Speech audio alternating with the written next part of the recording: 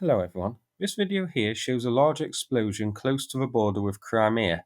It isn't actually in Crimea itself, it was said to have occurred in the region of the Vadym train station in Preobrazhenka, Kherson, about 9 kilometers from Armiansk in Crimea. Now details are lacking at the moment, but here's a Google Maps image of the Vadym train station for you.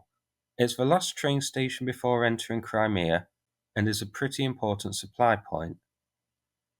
Here's its location overall, so we can see it's on the western side of Crimea. So given the fact this is reported as a train station, this is more than likely targeting a supply train of some sort, though we can't rule out this being something like an AGM-88 strike on a SAM system near there, but odds are this was hitting a supply train.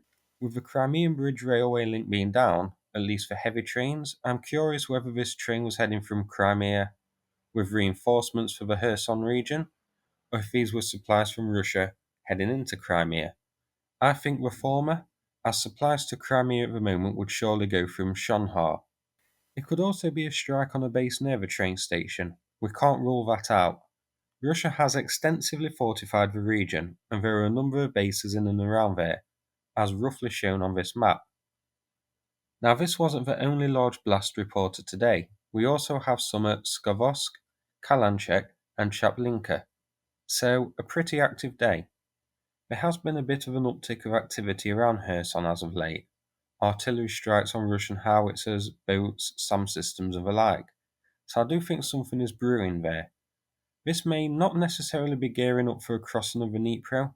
It could just as easily be an attempt to force Russia to pull equipment from elsewhere to plug the current losses in Kherson on the east side of the Dnipro, or even prepping for amphibious harassment-type commando raids.